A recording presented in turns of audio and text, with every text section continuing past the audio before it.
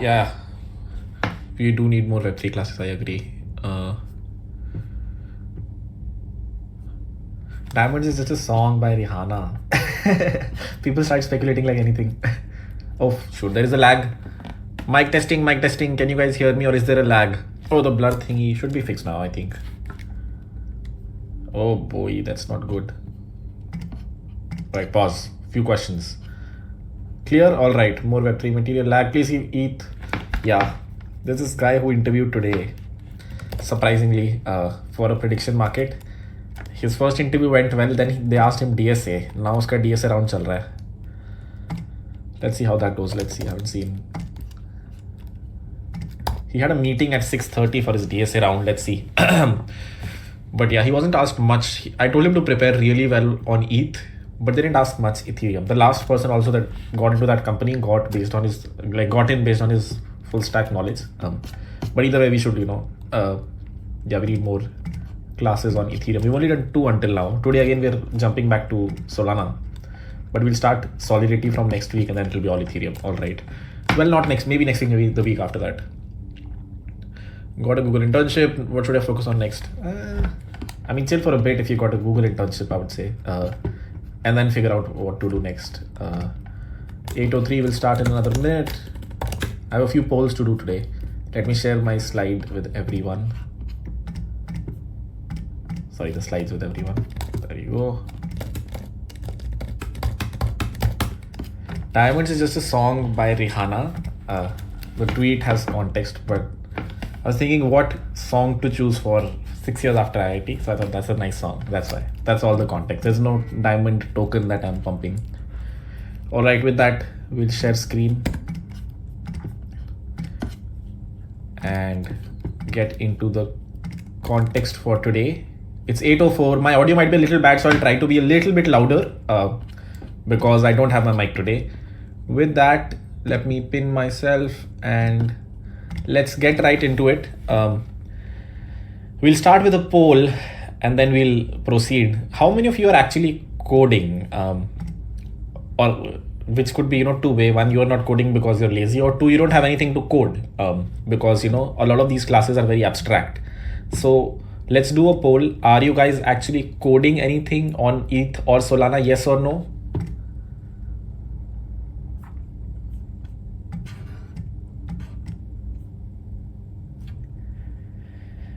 Oh boy. 80% no, 20% yes. That's not good. I'm seeing the same in full stack. I'm seeing even people who are on site. People aren't coding themselves. Is there a lack of motivation? I'll talk for like 5 minutes, then we'll start. But is there lack of motivation? Do you don't know what to code? Do you feel like pehle cohort ho jaye, then I will start coding? What is stopping you from coding, if anything? Lack of confidence, don't know time, don't know what to code, lack of material, too much to finish soul first. All right. Confused, use of AI, please give some ETH resources. Confused, too much theory, I agree. So theek hai, today let's code a little bit and see how many of you can actually code some things which we have sort of covered in the past. Laziness, and also, what to code. We've coded a few things, but I don't know if you guys have written that code. I tried to recode it today, and it's mildly hard, like even, creating your own token. So let's do that a little bit today. I thought lack of projects might be one thing. So I have one project idea here. I don't know if you guys remember, but I shared this project idea a while back, like an on-chain gambling game. These guys created it. I don't know how many of you know Irfan from Super Team. He only suggested the idea to me when I was like, this is an interesting idea. But they ended up deploying it to production. I'm not sure how many of you have seen it, but it's basically a game like this where, there's a master pot. Pot ka matlab ye hai ki, people can come and, buy a key. For example, right now I can mint this key or buy this specific chabi key for 0.42 Sol. And when I do that, this clock will restart back to 24 hours. तो इससे होगा क्या कि people will keep on, there is a common pot in the middle pot का मतलब ये है कि जहाँ पे सारा पैसा इकट्ठा हो रहा है, and then people can come and put in some money. For example, right now the price to mint a key is 0.42 Sol. So if I send 0.42 Sol here, I will get back a master key, or basically an NFT, and then I am the leader of this specific gambling game. I am the person who's currently holding that key that is that will give me the pot hopefully. But अब क्या है, for the next 24 hours someone else can come and buy it for 0.44. Price बढ़ता जा रहा है थोड़ा थोड़ा. Then that person is the winner, and then the clock resets back to 24 hours. So the last person that bought the key bought it like 6 hours ago. तो अब ये ऐसा है कि ये बढ़ता ही जाएगा. This will most probably never stop unless there is a bug in the contract. The same thing happened on Ethereum, and there was a bug in the contract. Someone ended up stealing the complete pot. But this pot is sort of growing. Right now it's at 30k USD, and it will keep on going up because people will be like, "Arey, I only have to spend this much and I can win 30k USD." And this pot keeps on getting bigger and bigger. At some point either someone wins or the blockchain goes down for 24 hours. Then whoever was the last person to mint the key wins. This is a decent idea to build. It's mildly hard to code the contract for this. It'll be easier in Ethereum, probably harder in Solidity. Solana. These guys also did not write it. They delegated it to some consult. But if you want, this is one decent idea to build. I'm thinking of building the same thing. This did not catch up, as much as you would hope. It's growing very slowly, basically. This should have just caught fire, and the pot should have been $1 million in a day. But I think this will just be very slow growth, if at all, and it'll fizzle out eventually. That's my guess. So that's one project idea to build. Happy to build it live also. I think if you know a little bit Rust, then you'll be able to follow along. That's one slightly complex project idea. The other thing is, one thing that we'll be building today, that will be more like, it will not exactly be similar to pump.fun. If you guys have seen this is the biggest money maker on Solana right now. It's a place where you can come launch tokens and buy tokens. People are creating tokens every day, and putting a price over there. We'll understand how do you create your token, how do you put a price over there, and if you can do both of these things, you can sort of create something like this. These are two project ideas. I think we should take a pause and also build some projects. There are simpler projects that we are supposed to build, like BonkBot. I think you should be able to create it like this. I'm also happy to code them. We will code them. But these are some too complex ideas to build. In case you were looking for ideas, that's why you're not building. Generally, if you're hoping for a job, or eventually if you'll go into an interview, they will ask you to code. So if you're not coding yourself, it'll be really hard during the interview.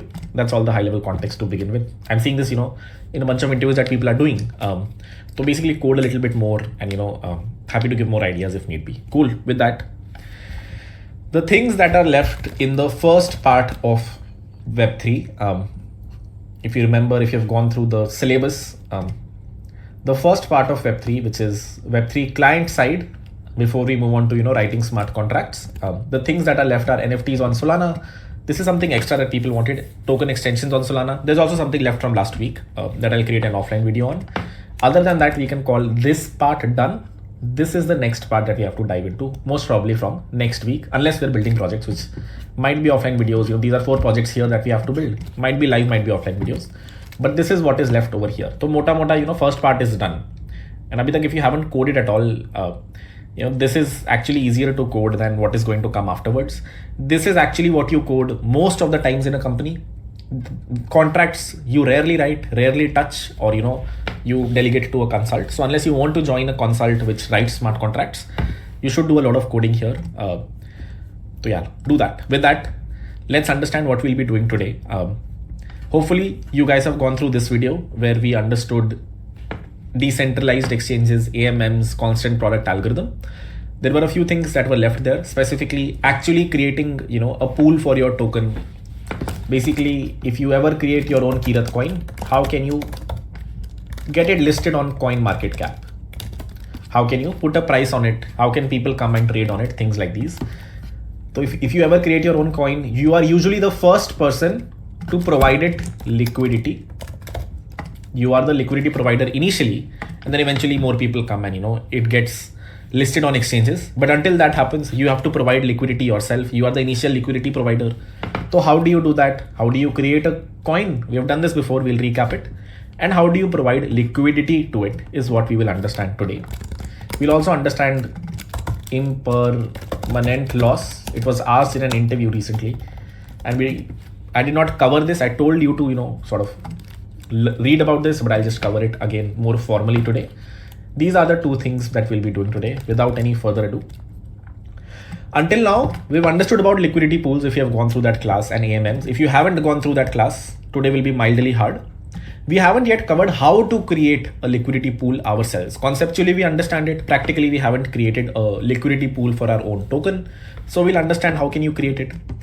In today's class, we'll be creating one ourselves, and there are a bunch of permissionless dexes on Solana. We are not creating our own decentralized exchange. You rarely do that. There are 3-4 big exchanges on every blockchain. You most probably will use their contracts and provide liquidity for your token than creating your own DEX. You can also create your own DEX. Their contracts are open source only. We'll see one today. But usually the use case, the application level thing that you're building is, given you have a token, provide liquidity to it. When I say provide liquidity, I just mean make it tradable. So people can buy and sell your token for some, USDC. It has a price associated with it. We'll be using Radium. Radium is one popular DEX on Solana. There are many, Meteora is one, Jupiter is one that lets you aggregate these DEXs. We'll be using Radium to do the low level swaps, by which I mean you will create your own liquidity pools and swap on them. We covered swaps in this video right here. Today, we'll create a liquidity pool and we'll actually do, some swaps on the liquidity pool that we have created. We'll basically create our own token, add some liquidity to it and try to trade it on mainnet. All right. Cool. That's a lot to cover. Before we cover that, let's discuss why are we not doing this on Ethereum, Harkirat? We understood how to create a token on Solana. We did not understand how to create a token on Ethereum. Today we are understanding how to provide liquidity on Solana. We have not done that on Ethereum. Why is that, Harkirat? Does anyone know already? Does anyone know why are we doing, or why can we so easily do things on Solana and not on Ethereum? Oh boy, no guesses. All right.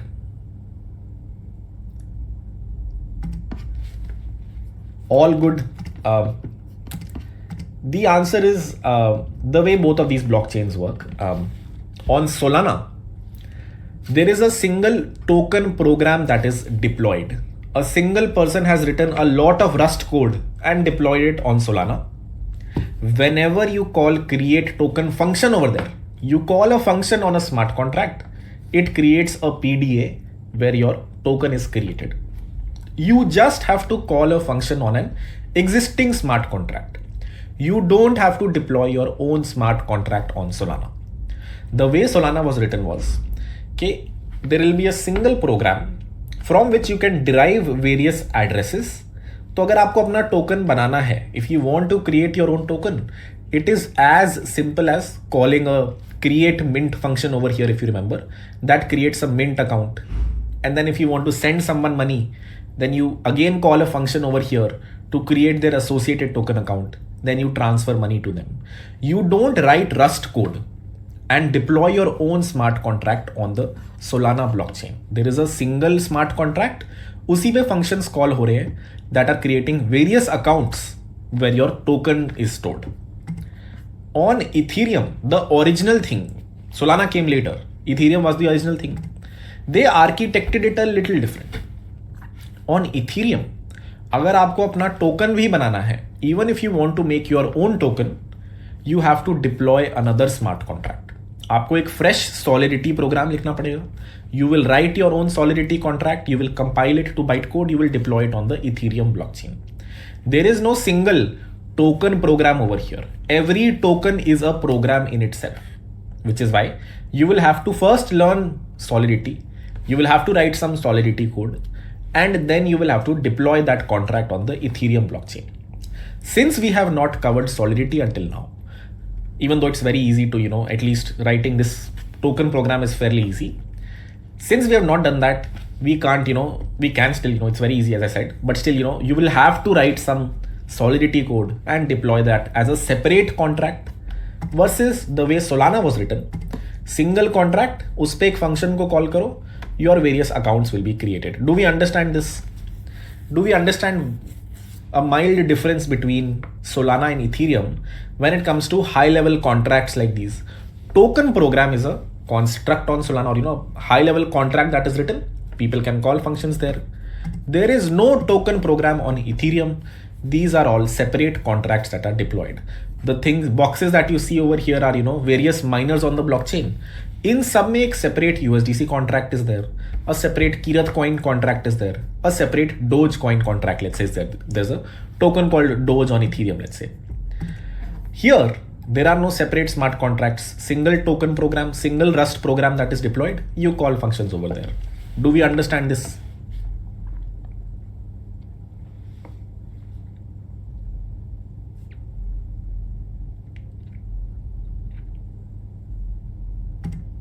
Oh boy.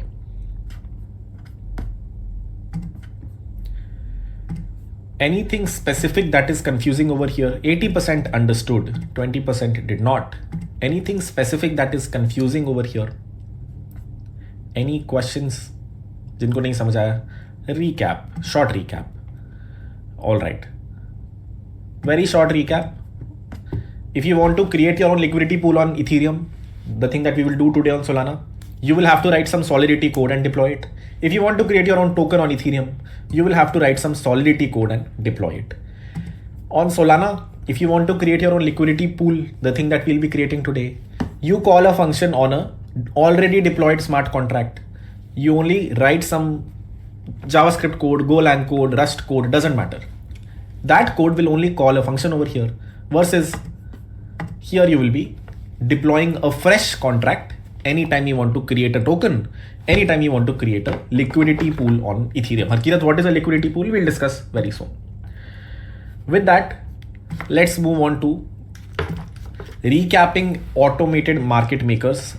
We have done a class on this, so I'm going to recap it very quickly, and then we'll move on.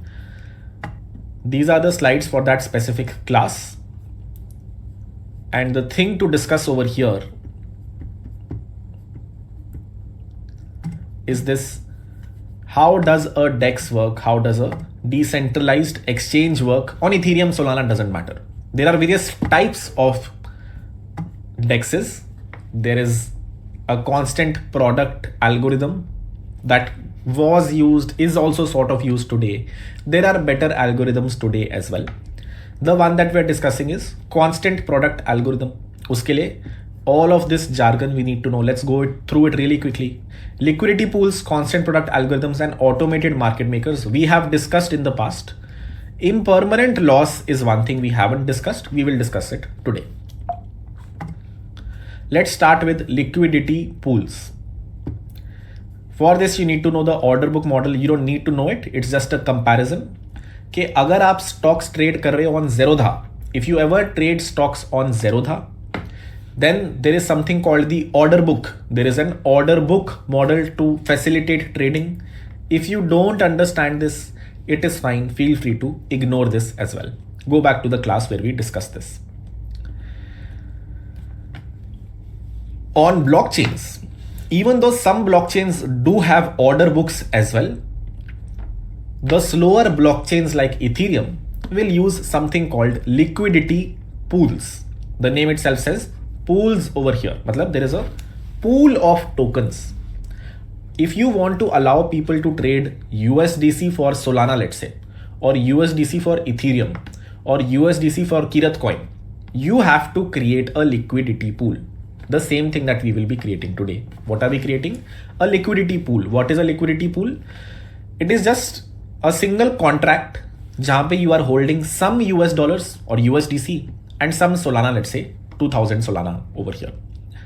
The constant product algorithm says that to facilitate trading, to make sure there is a fair price of Solana, we are going to use the constant product algorithm.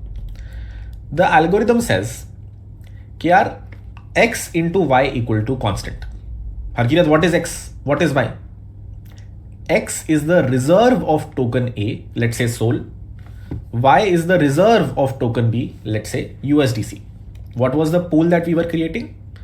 Let's say the pool has 100,000 USDC and 2,000 Solana. Then what is X into Y? It is 10,000 USDC into 2,000. The constant product algorithm says कि यार अगर आपका कोई token है, if you have a token that you want people to trade on, उसका एक pool बनाओ पहले. Create a liquidity pool for it. Liquidity pool. If people want to trade, तो उनको liquidity कहाँ से मिलेगी? How will they be able to buy a token? When you go to buy a house in a society, if no one is selling, that means there is no liquidity over here. There is no liquid asset. कोई asset ऐसा नहीं है जो यहाँ से यहाँ flow कर जाए. There is no asset that is going from a buyer to a seller. That means there is no liquidity. अगर आपने आज token बना दिया, if you create a token of your own, it will have no liquidity unless you create a liquidity pool. You will put some of those tokens, let's say this is Kirat coin, you will put let's say 20,000 Kirat coin over here and some USDC over here. That way, the token becomes tradable. अब लोग इसको खरीद बेच सकते हैं. People can buy some Kirat coin by giving some USDC. People can sell some Kirat coin by giving some USDC. You can sell some Kirat coin by getting back some USDC. अगर मेरे पास बहुत सारा Kirat coin है, मैं बेच भी सकता हूँ. If I have a lot of USDC, I can buy it as well. The algorithm says X into Y equal to constant. इसका मतलब ये होता है कि if there is 100,000 USDC over here and 2,000 SOL over here, if you multiply them, the number becomes this much. This will remain constant. अब if someone wants to buy some Solana, if someone says, I want to convert one Solana into USDC, what do they want to do? They want to take out one Solana from this pool. वो कह रहे हैं कि ये tradable Solana है. This is all tradable Solana. It's present in a contract. I want to pull out one Solana from here and give it some USDC. How will they be able to do it? What is he saying? I want to sell some Solana. This person is selling some Solana and wants to receive USDC in return. So the person says, I will make you 2001. यहाँ पे 2000 soul already था. I am going to send 1 soul over here. This will become 2001. This number needs to go down such that this into this is still this constant number. If I want to put 1 soul in this specific pool, this number will go up by 1. This number needs to go down by some number such that their multiplication is still this. That is how you decide what the person will be able to pull out. कितना पैसा वो निकाल सकता है. He has put in 1 soul. This number got increased, which means this number will get decreased. The product is constant.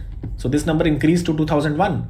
This number decreased to 99950.02. If you multiply both of these, you will see the product is still the same. So how much USDC does the person get in return? This number is wrong. This is a real screenshot. This is our own liquidity pool. How much will the user be able to pull out from here? They'll be able to pull out 49.98 USDC. यहाँ पे पहले क्या था? $100,000. What is there over here now? 999.50.02. What is the difference? कितना बंदा निकाल पाया? 49.98 USDC. Has this token become tradable now? Yes, people can go and trade on this liquidity pool. People can send some Solana, pull out some USDC, send some USDC, pull out some Solana. The product is still the same. The algorithm decides how much one gets in lieu of an asset.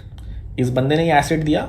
The product needs to be the same. This went up, this went down. The difference between the original amount here minus the final amount is what the user can pull out, which is 49.98 in this case. अब let's say the person decides to swap 100 SOL. Here I have 100 SOL I want to sell. They will put 100 SOL over here. This number becomes 2101. This number needs to go down again. This number got increased. So this number will get decreased. That is how the product will be constant. This will decrease to, if you do the math, somewhere around this number, 95192 USDC. And I'll be able to pull out 4758 USDC. the number that I can pull out gets decided based on this algorithm. Harkirat, why is this algorithm so nice at it? Because if you look at it, जब मैंने एक soul डाला था, when I put in one soul, I was able to pull out 49.98 USDC, which means the price of Solana was close to $50, 49.98 USDC. एक soul के बदले I was able to pull out close to $50. What can I pull out right now? For 100 soul, I was able to pull out only $4758. If you divide this by 100, what was my average price? It was 47.58. Can you see the price of Solana is decreasing?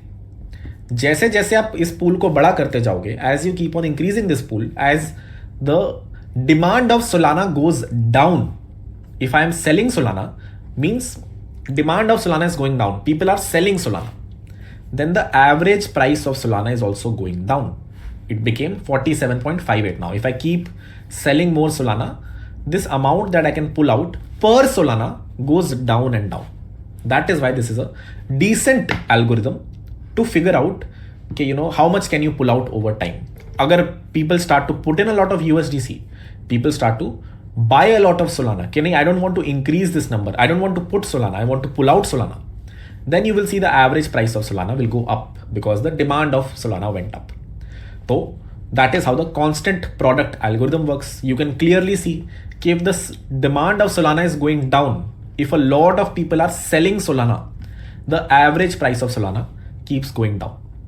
If a lot of people will be buying Solana, if a lot of people will be pulling out Solana from here, you will see the average price that they have to put in will go up. Do we understand the constant product algorithm? How does it work? Why is it a good algorithm or a decent algorithm to do decentralized trading? Agar ye pool hota hi nahi, then the user, it will be really hard for the user to trade. They would trade on a centralized exchange. They would trade somewhere else. Okay, we understand this, great.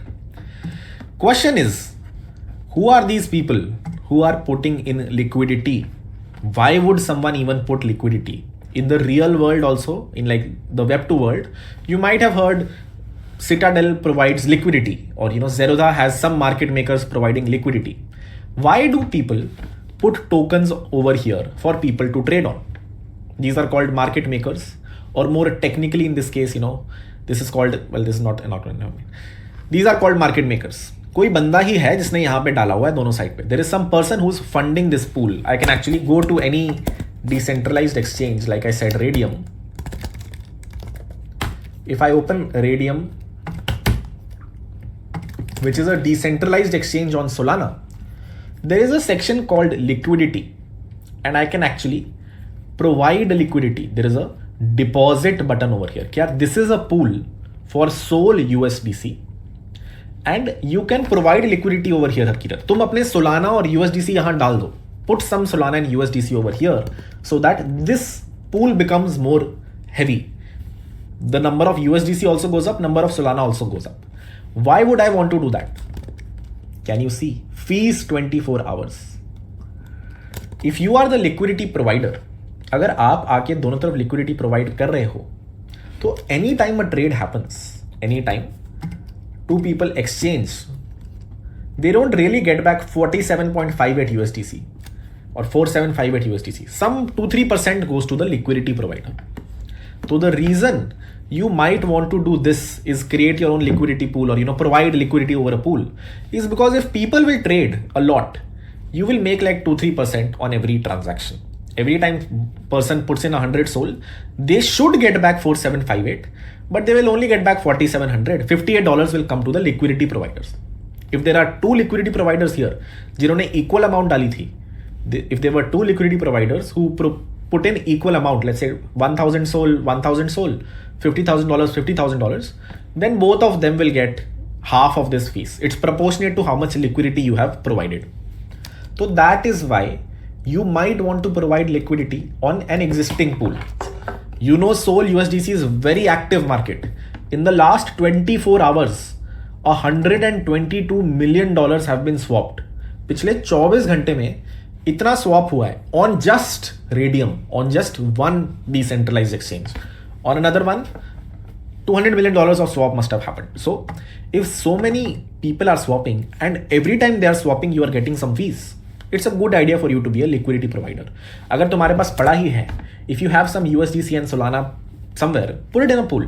You can make 122% per annum.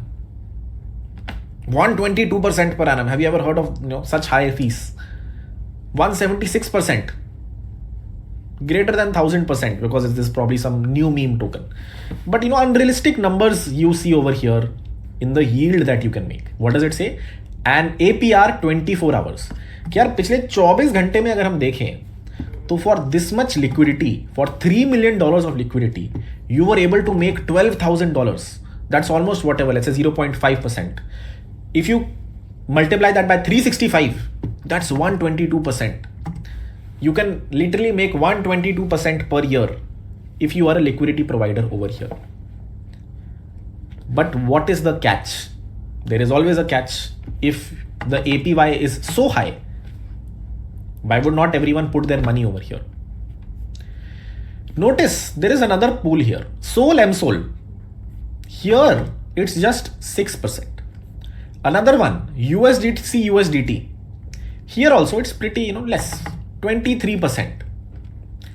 What's the difference between these pools and this pool?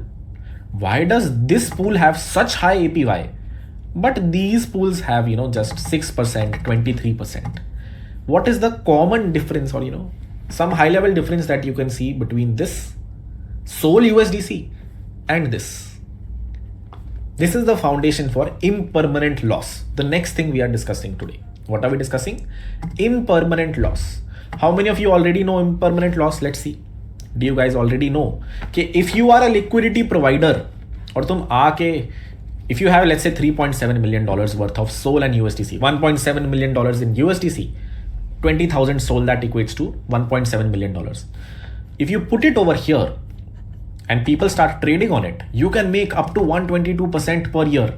In the last 24 hours, you're making $12,000. 10 lakh rupees per day you are making on an initial capital of just 3 million. Still a lot of money.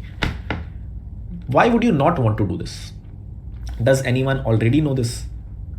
Do you know what is impermanent loss already? Akash, can we do a poll?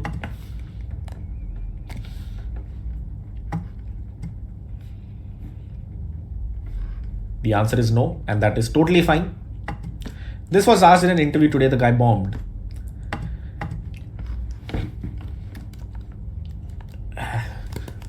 Let's go back to the slides. Impermanent loss. Whenever you create a pool, खुद का पूरा pool बनाया मेरे खुद के token का, or you provide liquidity to an existing pool, like Sol USDC में 3.7 million liquidity already is there. I will put another 200 rupees or $200 because that's all I have. If you provide liquidity or create your own pool जहाँ you are providing liquidity, you can end up losing money in the short term also, long term also. That loss of money is what is called impermanent loss. What is impermanent loss? Impermanent loss refers to a situation where the compensation you receive from allocating a token in a liquidity pool is less than what you would have received by just holding the asset. अगर आपने asset को ही hold कर लिया होता, if let's say today I have 2000 Sol or 200 Sol, and let's say I have 10,000 USDC. What is the current value of this? This too is worth 10,000 USDC. And let's say the price of Solana right now is $50. Then what is 50 into 200? That's also $10,000. So I have mota $20,000 today. If I have this amount, I might be tempted to create a liquidity pool. Okay, yaar, 122% APY hai. A lot of people are trading. I will create a liquidity pool. I will put 10,000 USDC on one side. I will put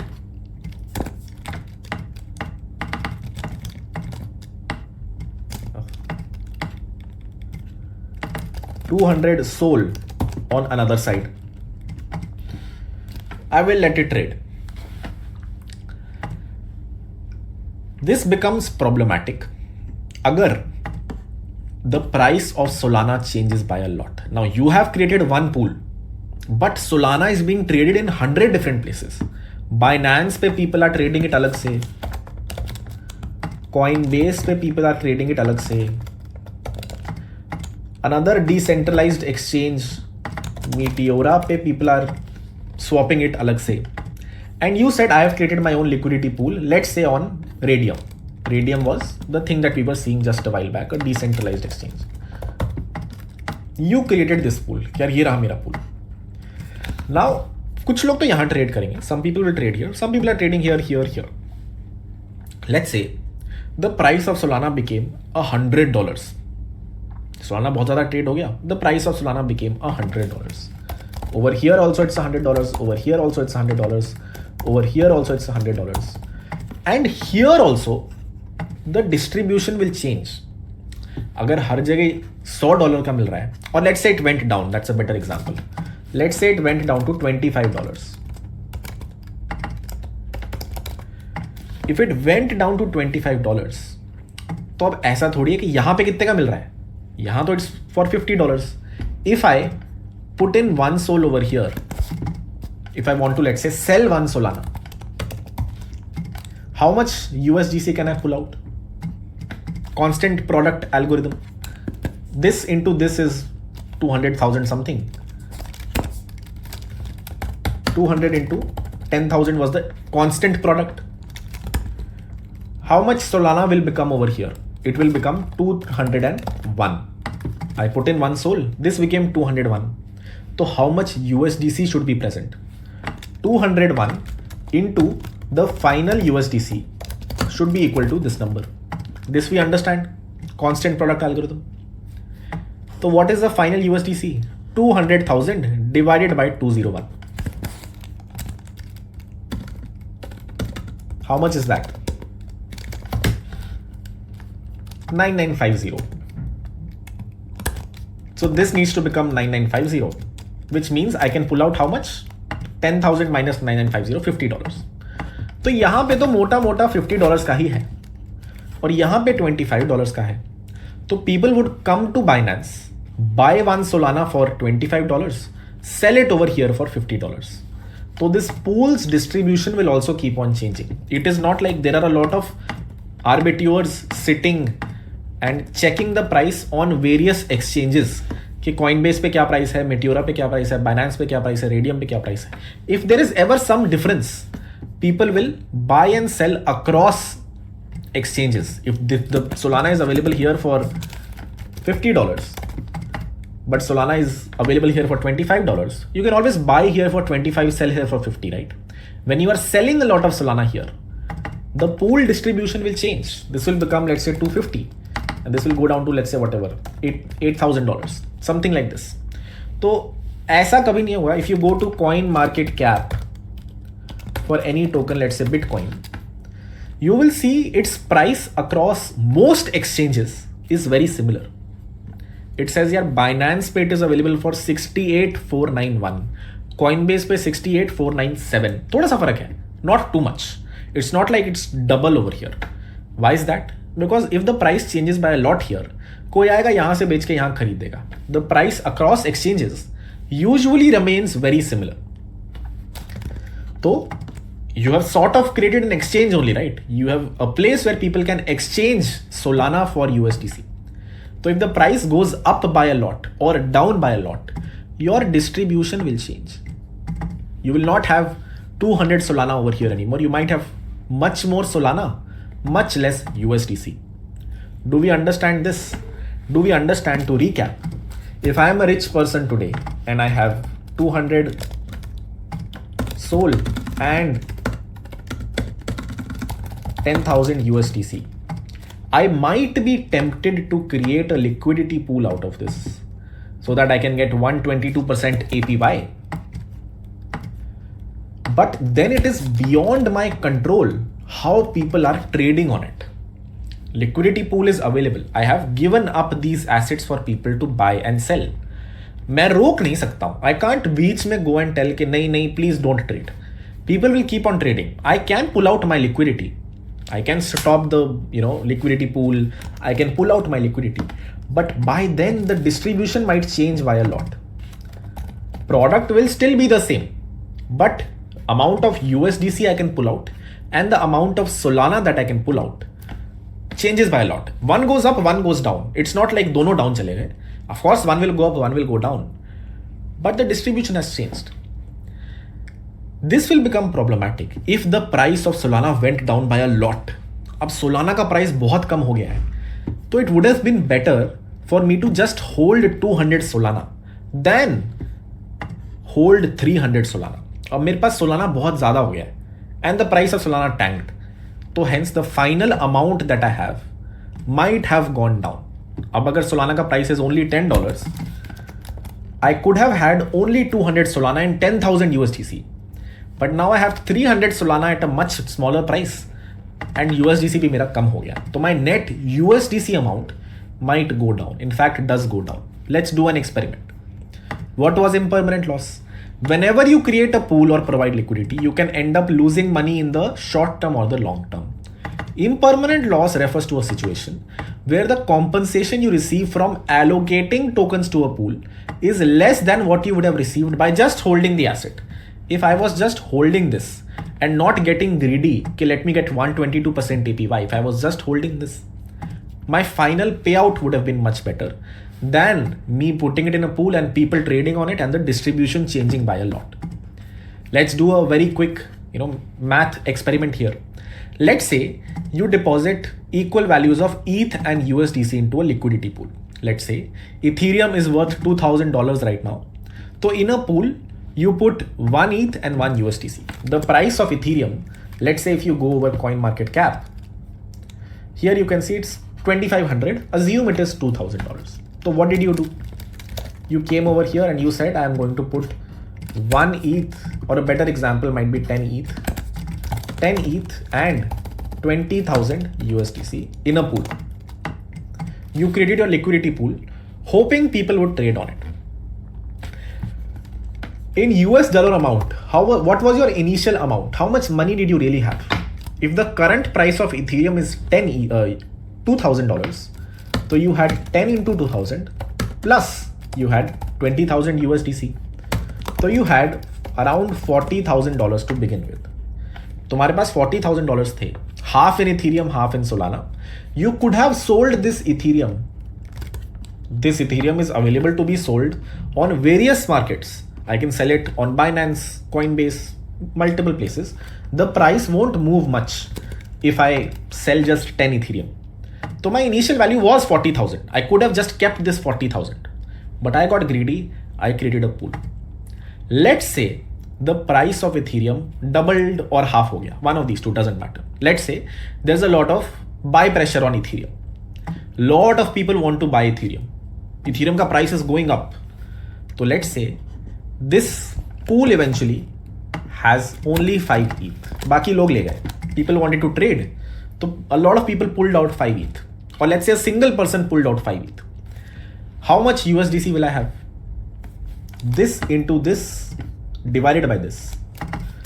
20,000 into 10 divided by 5. How much is this number? 40,000, I think, if I'm not wrong. So someone pulled out 5 ETH and that same person, let's say, had to put in $20,000. Math गलत लग रही है ये.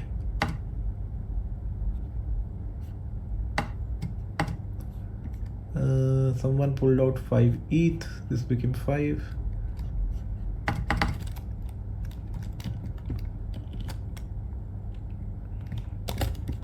Amount of $40,000 is the fine. Sorry, my bad.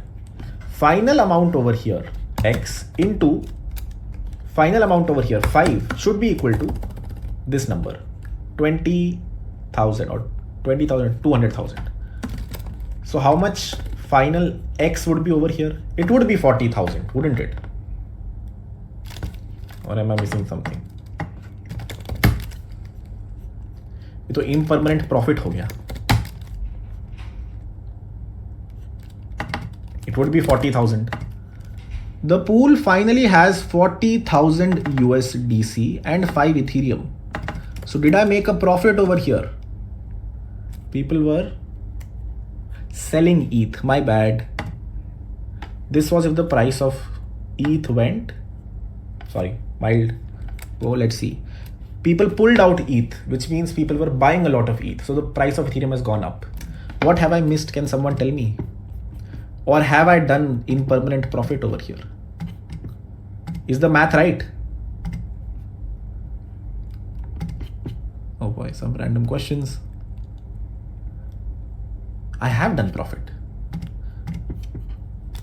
What was the example that I took in the slides? That's why we have slides. One is $4,000. ETH price goes up. So 0.5 ETH, $4,000. This thing. The math is still right. My bad. This is why impermanent loss is very confusing. All right. Price of Ethereum went up. People started to buy a lot of Ethereum. As you can see, this is why it always confuses me. Okay. Price of Ethereum went up. People started to buy. They pulled out 5 Ethereum from your pool. What is the final amount that I have? I have 40,000 USDC. Plus I have 5 Ethereum also. What is the current price of Ethereum? अगर आपका pool ऐसा हो गया है, if your pool looks something like this, let's say I want to pull out 0.01 Ethereum. How much will I have to pay? This number will become 4.99 into X equal to, again, 200,000 divided by 4.99. I'll explain the math very soon. I will have to pay $8.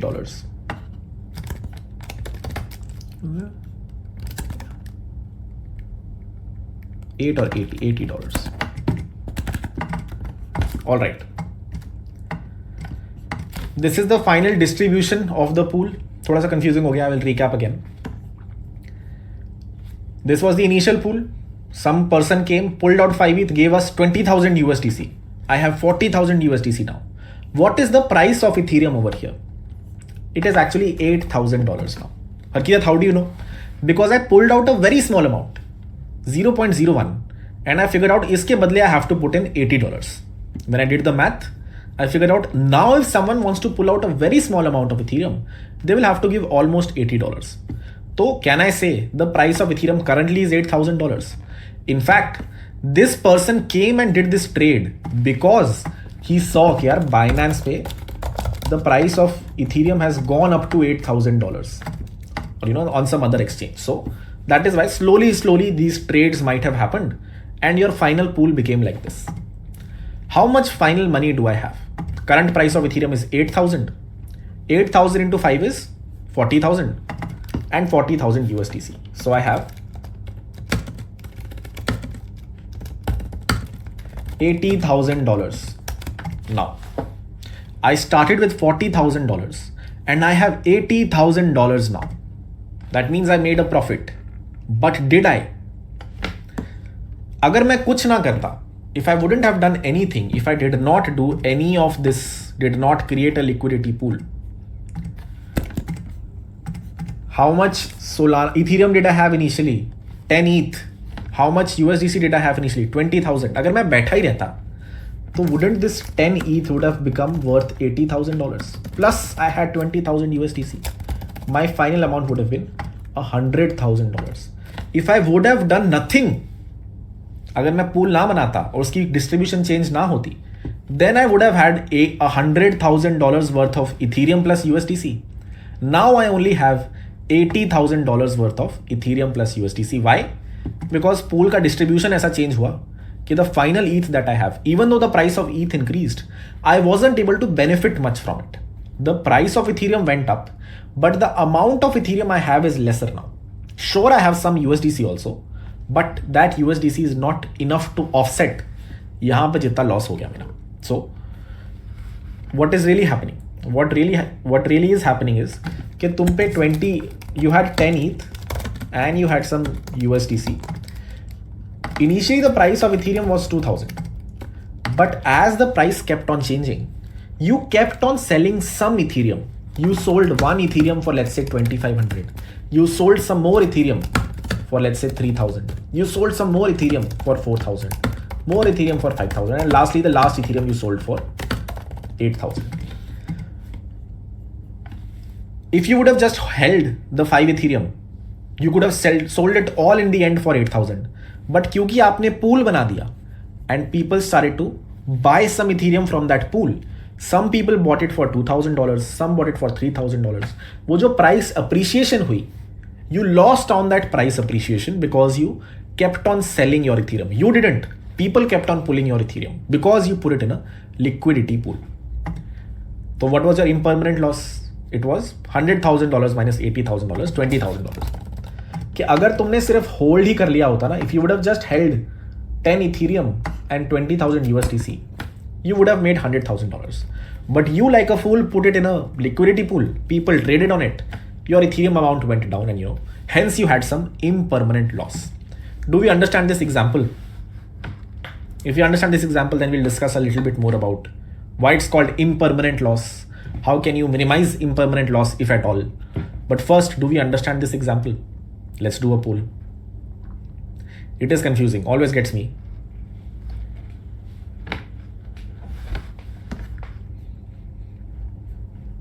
बिल्कुल नहीं समझ आया. No worries, we will start fresh. We will start with a smaller example. Let's say there is a society where you have 10 houses. House number 1, house number 2, house number 3, house number 4, house number 5. You have 5 houses here. Currently, the houses are being traded for 1 CR. So you have 5 houses. You will say my net worth is 5 CR. I have 5 houses in this society. And let's say you say these are tradable. जिसको खरीदना है खरीद लो.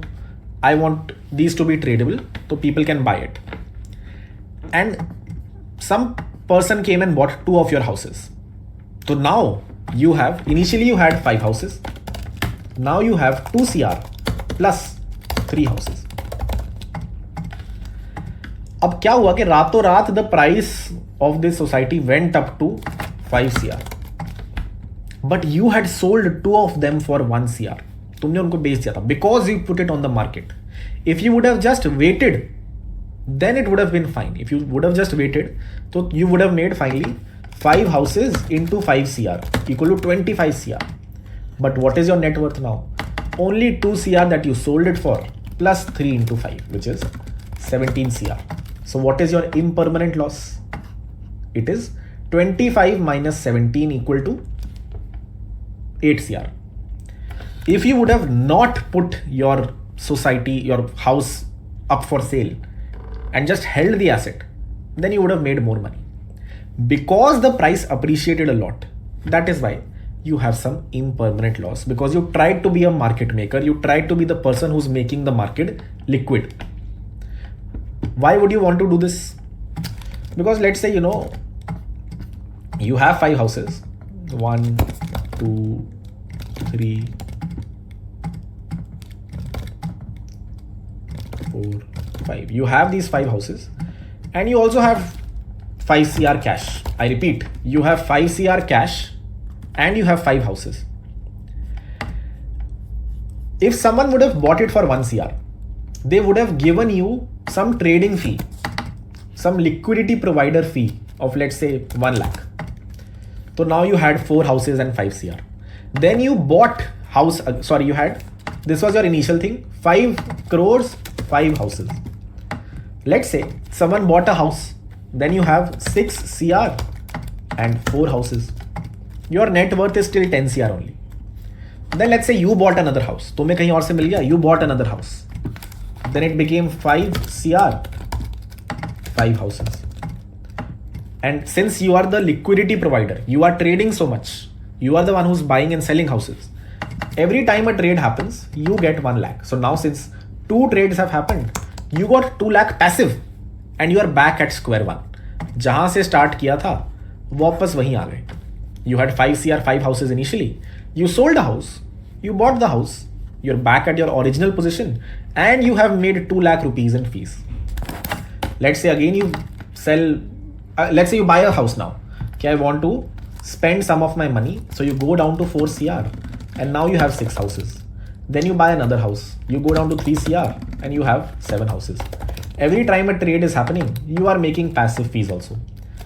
Then again you sold 2 houses and you're back to 5 CR and 5 houses. Because you were the liquidity provider, on every trade you made some passive money. This works great unless the price of the society externally goes up. If you are the only liquidity provider, तो तुम कुछ भी price set कर दोगे.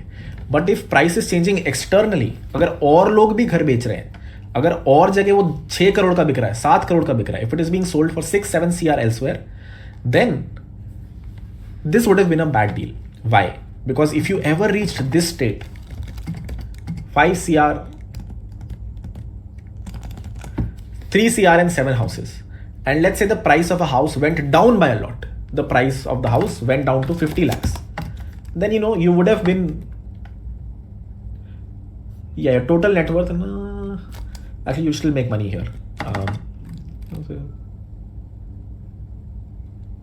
3 CR and 7 houses, the price went down to 50 lakhs. Then in this case, you would have had 5. Yeah, exactly. If the price went down to 50 lakhs, now you have 3.5 CR worth of houses and 3 CR total. So you total have 6.5 CR. Versus in your original situation, you would have had 5 CR plus 5 into 50 lakhs, which is 7.5 CR. So you have an impermanent loss of 1 CR. Because you traded. तुम trade ना करते, यहां बैठे होते, then you would have been fine. Or if the price remained 1 CR, then also you would have been fine. Impermanent loss is called impermanent loss is because it's not permanent. अगर price बहुत बदल गया, but it came back, then you will be fine. But if the price keeps on changing, then it will become permanent loss. If you have 5 houses and you have 5 CR and you are doing this trading, buying some houses and then selling some houses and then buying some houses and selling some houses, you will always have a notional value of 10 CR unless the price of the society is going up. If this price of a house goes up to 20 CR and you end up selling one of them for 1 CR, then you have some impermanent loss. Why is it impermanent? Because if it came back to 1 CR, then your loss goes away. So impermanent loss happens when you have an asset for which you create a liquidity pool. If I have 20 ETH and $100,000, let's say, I created this pool. The price right now is, let's say, $2,000. If people are trading on it and the pool remains similar, कि एक बारी को ठीक है, this became 19 and this became 120K.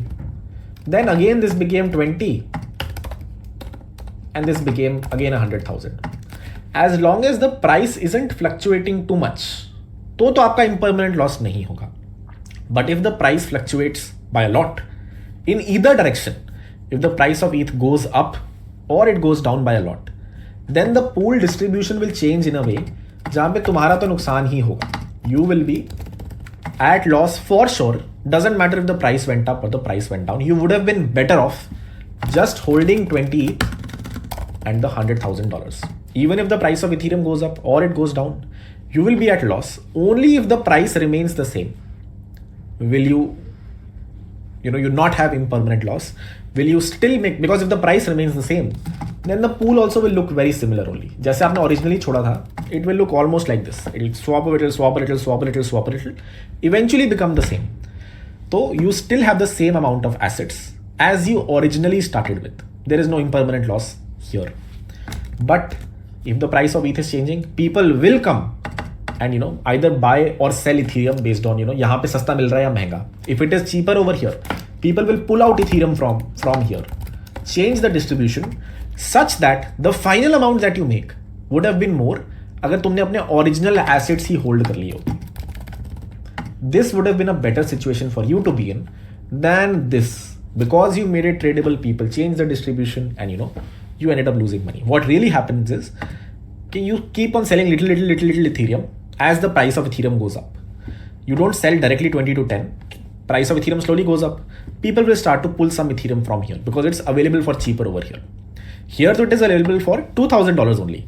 So people will start to, if it goes up to $4,000, people will start to chip off some Ethereum from here. So you're selling Ethereum for lesser.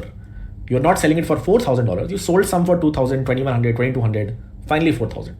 So you ended up losing on some of those gains because you became a liquidity provider. Now do we understand impermanent loss? It's called impermanent because if the price comes back to $2,000, then the distribution will be back to 20 and 100,000. So then you are at no loss. जो यहाँ पे था वो यहीं पे था. Trading हो गई, you made some trading fees. But if the price does not come back, then you're screwed. Do we understand this? इसके बाद we will answer why were some pools giving 100% APY, some giving 6% APY.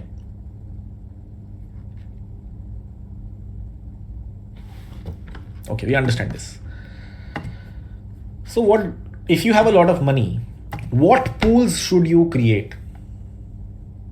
You should create pools for assets जो fluctuate ज़्यादा ना करें. The assets that don't fluctuate too much, you should create pools for them. If I create a USDC, USDT pool, if I create a pool for two assets जिनका price remains very close to $1, if I go to CoinMarketCap, can you see the price of USDC is how much?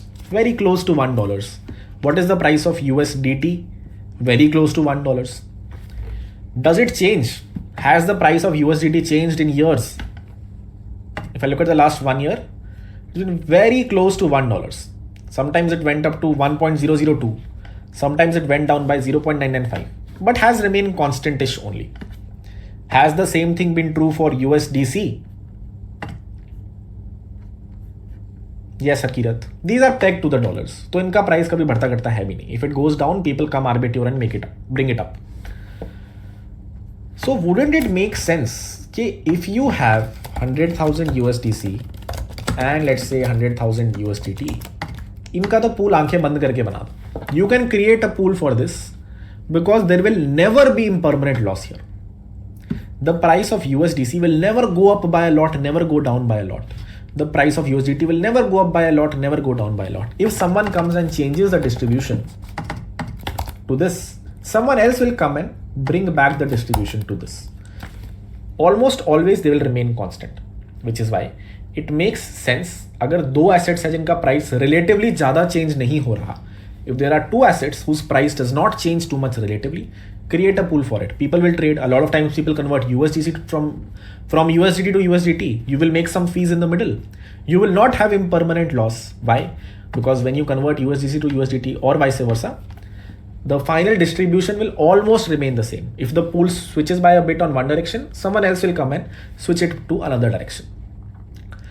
Because on other exchanges, they are always available for $1. You can always go to Binance and buy one USDC for $1. So if the pool distribution changes, if someone bought a lot of USDC, which means it looks something like this, then now USDC is available for cheaper here. So people will buy it over here, sell it over here. When they buy it over here, it will again become this. So if two assets don't fluctuate too much, what are these assets? Either stable coins or let's say Bitcoin. Bitcoin also isn't that volatile. Won't go up too much, won't go down too much. So these are two assets that you might want to create pools for and never worry about impermanent loss. But this is the reason why on Jupiter you saw Sol USDC pe APY is really high, because not a lot of people want to put their money here. They will have to receive impermanent loss if Solana goes up by a lot or down by a lot. But USDC, USDT price won't change too much. Pretty healthy yield for two assets जो आपको पता ही है will not fluctuate too much. There will not be any impermanent loss, 99%, unless one of these tokens debug. There will be no impermanent loss, and hence the APY is slightly lesser. It's a slightly less riskier asset compared to creating a liquidity pool over here, where if the Sol price goes up or down, you're screwed. Another example is Sol M Sol. How many of you know what M Sol is, or LSTs are? liquid staking tokens? Not a lot of people. MSOL, BSOL are tokens that you might have heard of, might not have heard of. They're very close to pegged to Solana. They're not pegged to Sol. Let me show you. The price of Solana right now is what?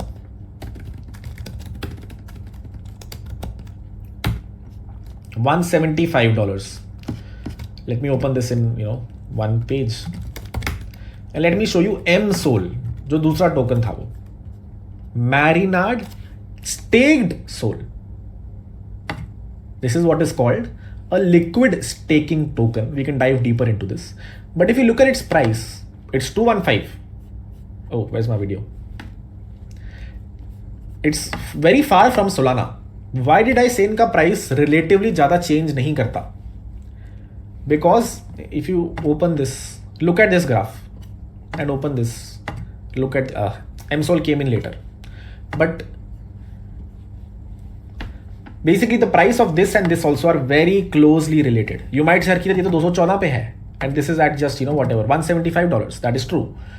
But the way I'm introducing something new here, if you don't understand it is fine. But liquid staking tokens, the way they work is कि अगर आपके पास कुछ Solana है ना, if you have some Solana, just convert it into a liquid staking token. If I have one Sol, convert it into, let's say, one MSOL. What this token does is कि आपने ये Solana जिसको दिया है ना, you gave this Solana to an entity, Marinade. They kept your Solana and started to stake it, started to trade on it, let's say, assume, and started to do something with it so that it started to get a yield. It started to get 5% FD return. And they gave you back a token called 1 MSOL.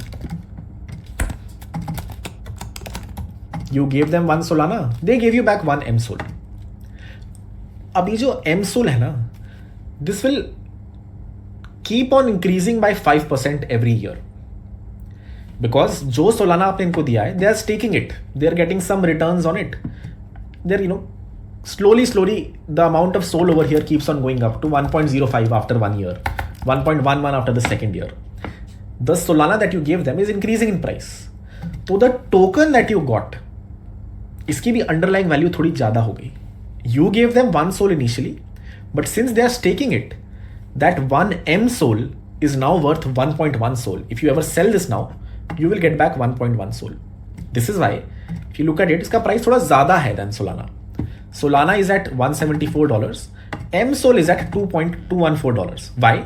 Because when Marinade stake Sol started, तब तो whoever put in money, whoever put in 1 Sol, got back 1 MSOL. But as time went by, the amount of Sol that they have over here became much bigger because they was taking that Solana. 1.11 Sol हो गया. So now 1 MSOL is worth 1.11 Solana. It is slightly higher than Sol and actually keeps on growing more and more than Sol. The same is the case with Lido staked ETH, if you have ever heard of it. This is also the same equivalent on Ethereum, where you give them 1 native ETH and they return you back some Lido staked ETH. It's just another random token. But the value of this token will keep on increasing compared to Ethereum. 5% बढ़ती रहती है. If you convert 1 ETH to 1 Lido stake ETH and look at it after 2 years, it will be worth 1.11 ETH. थोड़ा सा बढ़ गया होगा. So you can natively stake Ethereum or you can convert it into a liquid staking token, and LST. Why is it called liquid staking token? Because आपने stake किया है अपना Ethereum, but you can trade it. That is why it is liquid. आपको token के बदले token मिल गया. If you have ever tried staking generally, तो if you have 1 Ethereum and if you stake it, ये कहीं चला जाता है. Let me show you. If I go to Phantom over here, I have 0.8 Solana. There's an option over here for me to stake. What does it say? Start earning some Solana. Stake कर दो इसे. दे दो कहीं पे दाग से, you will get some yield of 5%, 6%. If I click over here, it gives me two options: liquid staking, native staking. This native staking इसके भाई आपका सोलाना गया, you did not get another token in return. आप trade नहीं कर सकते, उस गया वो सोलाना. अब जब आप अनस्टेक करोगे you will get back. When you unstake you will get it back. But if you do LSTs or if you convert it into a liquid staking token, तो आपके एक सोलाना के बदले you will get back some 0.85 MSOL and you can keep trading this MSOL. I can just go to, why am I discussing all of this? The reason I'm discussing all of this is because Sol and MSOL के बीच में price difference will never be too much. They will never fluctuate too much compared to each other. MSOL will just grow on top of Sol by 5% every year. If Sol goes down by 20%, MSOL will also go down by 20%. If Sol goes up by 30%, MSOL will also go up by 30%. The difference between both of them isn't too much. So here also, impermanent loss की probability is much lesser compared to, two tokens that fluctuate a lot. Sol USDT fluctuate a lot. Sol can become $200, go down to $100. Here, if Sol goes down to $90, MSOL will also go down to $110. They will sort of go together. MSOL is nothing but Sol with some extra yield that's been gathered over the years.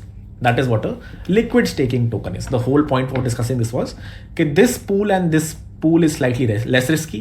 Sol MSOL is less risky. USDC USDT is less risky.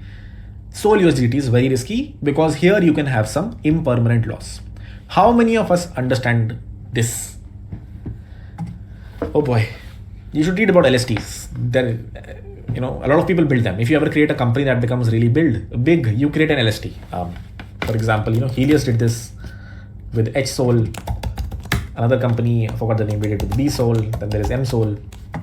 Whenever a company becomes big on Solana, they release their own LST and they say हमारे साथ stake करो. There are a lot of things to discuss here, but let's not get detract. Happy to discuss them at the end of the class. Do we understand this? Why this pool and this pool is less risky compared to this pool? That is why the yield over here and here is much lesser than the yield over here, which is 176%. On a meme coin, Sol Goat coin, it's more than 1,000%. So you might be tempted, Harkirat, I will put money here. But what will happen is the price of Goat coin will go down by a lot. You will be left with a lot of Goat coin in your pool and very little Solana. So you might think, wow, APY is so high. APY is high. But since this is a meme coin and most probably this meme coin will go down to zero, people will trade over here and you will have a lot of Goat coin, very little Solana by the end of it. So even if you have a lot of, APY, you will still not make as much money because your net notional value will become much lesser because one of your tokens will crash and that token you have a lot of. So it feels very, lucrative initially to put money in greater than 1,000%. That means you can 100x your money in a year. If you have $1, if you have $1,000, you'll make $1 million. But you can't do that because there'll be a lot of impermanent loss. You will be having a lot of GOAT tokens, 1,000 times more GOAT tokens, but unki value will drop more than $1,000 or more than 1,000 times. Do we understand this? Why, these pools are better than this? Can we do a poll, Akash?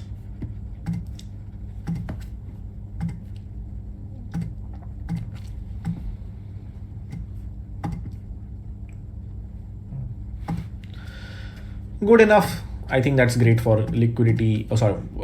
Impermanent loss. 90% is pretty decent.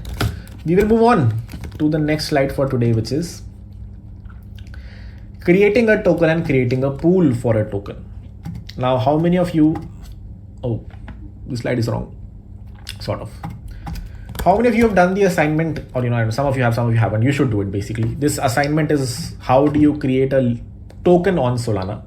If you ever want to create your own token, Hirat coin or whatever, we have discussed this in the past when we did token launchpad on Solana. So we've discussed this before. I'll rediscuss it. But long story short, you should try to code it. I also coded it right before the class, so it's not too difficult to write. The goal is to create a token now. But when you create your own token, no one has your token initially. तुम खुद ही तो mint कर रहे हो. How will you distribute it to people? You will create a liquidity pool for it. There are a few steps. If you ever want to create your own token on Solana and make it tradable so that people can buy and sell it, hopefully in the future it gets listed on, a website like this. There are some other steps. But if you want to make it immediately tradable so people can come and trade on this specific token, you first have to create your own token. That is fine. Mint some tokens for yourself, send some tokens to your friend. To make it tradable, either hope that Binance lists your token or some other big exchange lists your token, or create a liquidity pool yourself so that initially people can buy it. You might create a token. If I, let's say, create 100x token, some of you might be like, nahi, let's buy it, it's very good. So what you might do is, you might want, kahan se kharidun, kahin available hi nahi hai, har ki raat de do. I'll be like, I can't give you, I don't know the price. So I will just create a liquidity pool. You guys can buy and sell from there. Based on the demand supply, the price of this token will go up and down. So what do I have to do? If I create my own token, I will take the initial supply, put it in a pool. Uske baad everyone will trade and the real price discovery will happen. Ki, achha, this is the price of this 100x coin or Kirat coin. Cool. Create a liquidity pool, add liquidity to it, and wait for people to trade on that pool. These are the 4 steps that you have to follow. Since we are doing it on Solana, the steps are fairly simple compared to that on Ethereum. On Solana, this is a Solana blockchain. There is already a token program here. So to create the token, I just have to interact with the token program. And all of these decentralized exchanges, Radium, Meteora, these have their own contracts, Ray contract, let's say. After I've created my own token, I have the token address for it. What do I have to do? I just have to interact with this Radium decentralized exchange that already exists and tell it, bhai, please create a pool. This would create an empty liquidity pool. No liquidity over here. Then what will I do? I will add liquidity over here. I will put some Kirat coin. Whatever I think is the fair price. I think 1 Kirat coin is worth $1. So I will put 1000 Kirat coin here and 1000 USDC. Now it is on people. People will trade. This distribution will change, and the price of Kirat coin will go up and down. If people buy a lot of Kirat coin, then the amount of Kirat coin available will become really less. Let's say only 99 are left now. The amount of USDC in this pool will be really high. If people don't buy a lot of Kirat coin, people are selling Kirat coin, then this side will go up and this side will go down, whatever. Okay? Question is, how do you do that? You can create your own contract for this. We'll go through the Radium contract. It's open source, at least for the constant product AMM. Their smart contract is open source. So you can actually read through their code also. Okay, ye log kya kar rahe hain? Or you can create your own. You can fork their contract and deploy it if you want to, deploy your own contract and not use theirs. But the power of Solana, or the benefit of Solana is, okay, people have created the contract. If you want to create a liquidity pool, just use their contract and create a new liquidity pool over there. It will create a new PDA, a new account where it will, store whatever the information about my token, things like this. So step 1 is creating a token. Now, how many of you actually understand this code to, create a token? I've written some code. It comes from the token launchpad slides. Can you write this yourself? Or do you want to do some practice and now, we should code this ourselves? I also coded before the class. Took me like 30 minutes. So have you guys coded this? So basically the question is, here is a better question. Shouldn't even be a question. We should just do it. But do you guys want to write some code in today's class? Yes or no? Because I'm sure not a lot of you can code this also. Forget, creating a liquidity pool. Should we write some code in today's class? Yes or no? Yes.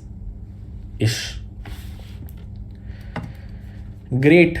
So can we quickly go step by step, remind ourselves how to create a token and create a token, mint some tokens on a website? Can we create something like this? Looks very ugly, but a website where people can come, connect their wallet. Let's say Phantom. I have connected my Phantom over here. I have $146 over here. There's some section for me to attach some metadata on my token and click on the create token button. When I click on the create token button, a pop-up should come up over here for me to pay some money to create that mint account. If you remember, I should pay that money and my token should be created. What does it say? Token mint created at this address. I can now go to SoulScan and see my token. I have created a fresh token. If I go over here,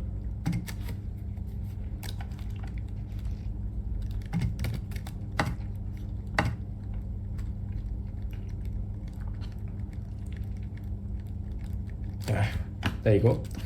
There is a new unknown token created. I did not attach any metadata, just created a token. Current supply of this token is 0. Then can I mint some token for myself? This is the token that was created. Can I mint 10 tokens or 1 token for myself? What does minting a token mean? Sending it to myself so that the first token is actually created in existence. If you do that, then again I have to pay some money to create my associated token account first. After I have created my associated token account, I have to send a request to actually mint that token. That is why there were 2 pop-ups. And in the end, it says minting done for this token. And now I have one of these tokens, this random unknown token that we have created. If I refresh the page, you will see the current supply is still 0. But if I keep on refreshing, hopefully, or my code is buggy, one of these 2 things.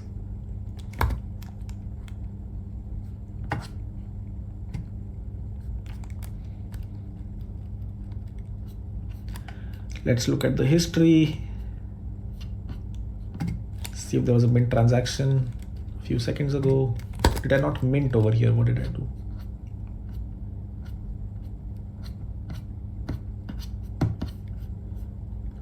Create associate program. I did not mint. Initialized a few.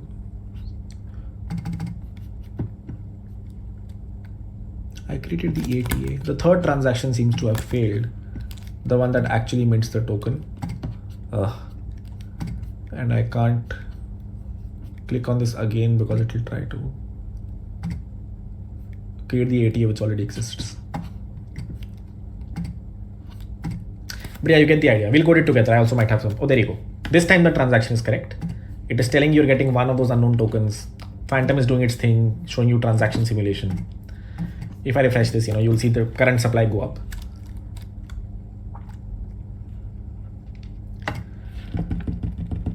I'll rewrite all the steps, then we'll try to code it together.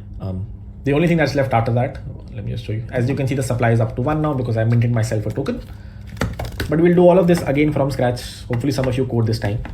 The next thing in the next slide was, how can you create your own liquidity pool and add some liquidity to it? So this is the smart contract of Radium. What does it say? Radium constant product swap. This is one algorithm. There can be other algorithms to do swaps. Their contract in Rust is also available over here. If you look at it, their contract it's written in Anchor, which is a smart contract framework on Solana. But if you look at it, it has functions like, let's look at initialize. To initialize a liquidity pool. Deposit. To deposit some money in a liquidity pool. Collect fund fee. If these guys and these guys, whoever is funding the liquidity pool can pull out some fees from time to time. It's not like a trade हुई तो उनके account में आ जाती है. You have to go to a UI and pull out the trading fees that you've made over time. Collect protocol fees. Even these guys make some money, some 0.1% on every transaction. This function lets them pull out their money. Deposit, that lets people, deposit some money in the deposit some both of the assets in a liquidity pool. Withdraw, that lets people withdraw liquidity from a pool. So the smart contract is over here. This and this most probably is swapping from one side to the other. Input is the amount to transfer, the destination transfer, and swap tokens based on the input amount. Swap tokens based on the output amount. I want to swap 1 Solana. बदले में जो मिल रहा है दे दो. I want to get 200 USDC. बदले में जितना Solana लेना है ले लो. These are the top level functions that exist in this smart contract. This is what you would expect, right? A smart contract like this would let you create a pool config. Okay, the protocol fees is 0.2%, or whatever the creator fees is 0.2%. Deposit, withdraw, swap. These are the functions that you would expect. These are the functions that you see on the smart contract. And if you want to see how do you interact with them, they have clients in both Rust over here and in JavaScript or TypeScript. So you can actually go through these and see how do you initialize a pool, how do you deposit some money in the pool, withdraw money in the pool, things like these. We'll do that if we get the time today, but let's quickly create. And the other thing is you can also do this from a UI. If you don't want to write the code for it, they have a create button over here, which under the hood will do the same smart contract calls. And then, let you create, for example, a standard automated market, a constant product automated market maker liquidity pool. You can select which tokens you want to create the pool for. Let's say, I created a random token right now. This was a random token that I had just created. So I can create a pool for my random token. And let's say USDC. I only have one of these tokens minted right now. And let's say one USDC.